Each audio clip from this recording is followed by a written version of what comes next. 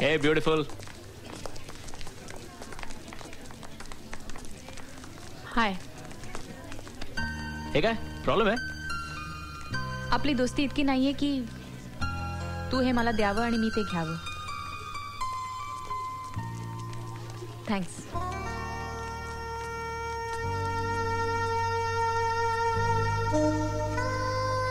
ये तो प्रॉब्लेम आहे. जपून ठेवावं लागणार. May I come in sir? Yes yes, come in come in. अगदी मनापासून अभिनंदन. Thank you sir. तुझं तर खरं विशेष अभिनंदन केलं पाहिजे. का सर? कोणाकडे गाणं शिकतेस? सर शिकते असं नाही, आवड आहे म्हणून. कमाल आहे.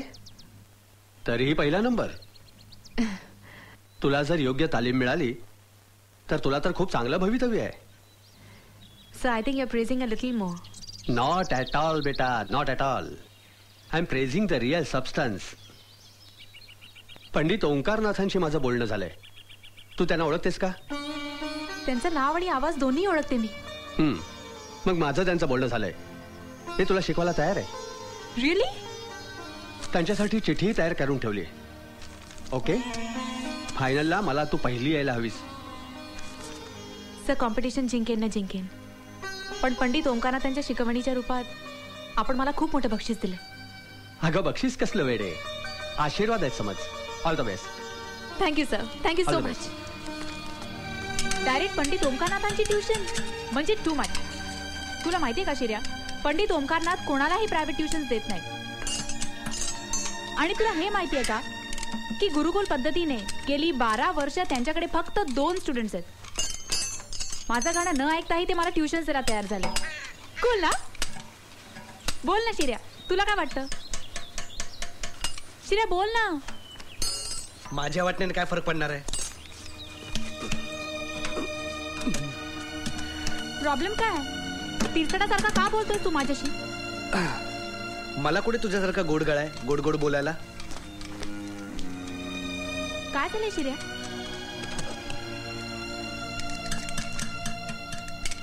शिर्या, तू असं का वागतोयस माझ्याशी?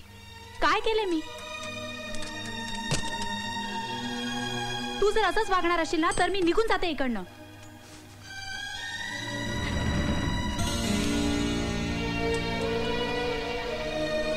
आपल्याकडे दुर्लक्ष केलं की कसा राग येतो ना, हे कळलं ना तुला? बक्षीस मिळाल्या दिवसापासून मला सुद्धा असंच वाटत होतं. स्पर्धेला उतरायला मी तुला भाग पडलो. तुला राग आला होता, पण मी तुला एनकरेज केलं म्हणून तू स्पर्धेत भाग घेतलास. स्पर्धेच्या दिवसापर्यंत तुला माझी गरज होती. शेवटचा बेसलक सुद्धा माझा होता. नम्रतेस आणि विसरलीस? मी नाही, तू मला थँक्स म्हणावं अशी माझी इच्छा नाहीये.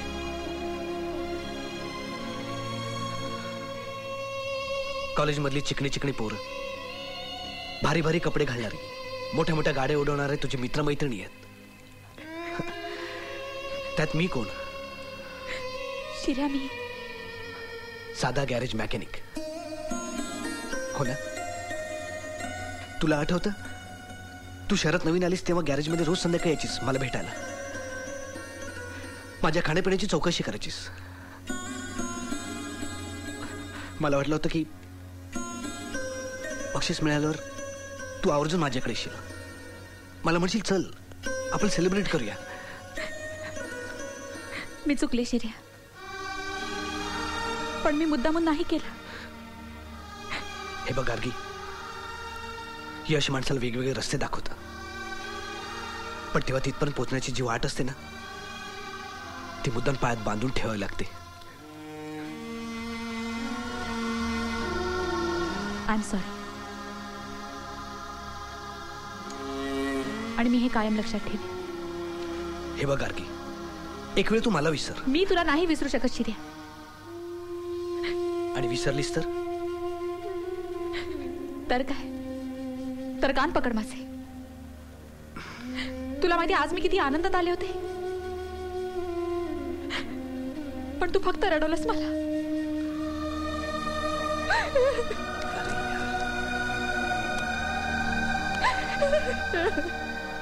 सॉरी.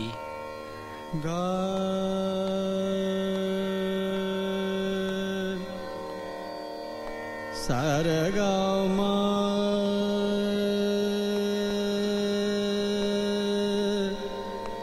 गमर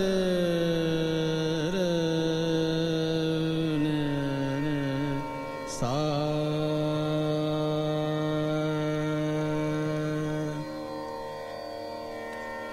अरे तू जागत रहियो अरे तू जागत रहियो अरे तू जागत रहियो मनुआ तू जागत रहियो मनुआ तू जागत रहियो मान ले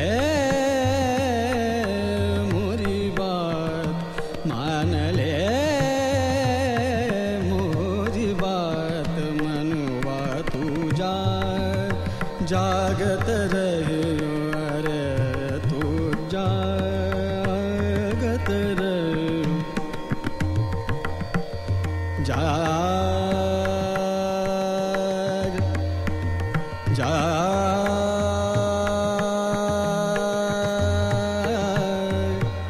जागत रहियो मनुआ तू जागत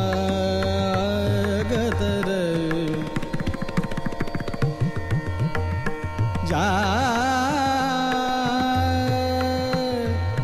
जागत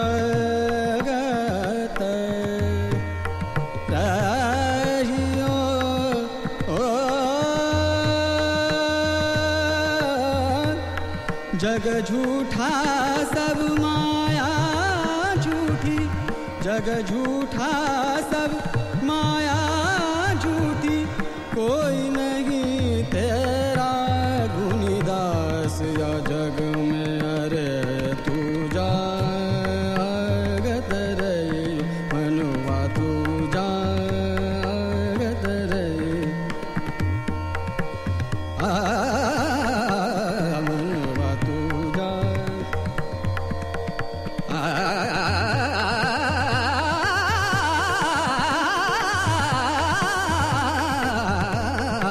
मनुआ तू जागत रही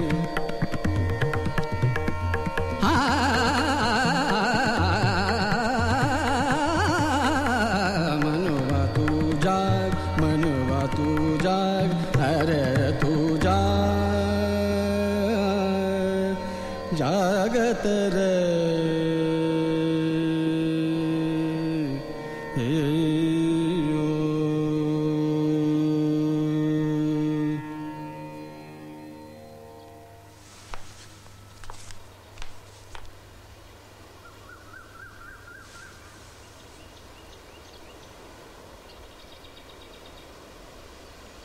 नमस्कार करते गुरुजी. यशस्वी भव. बैस बैस.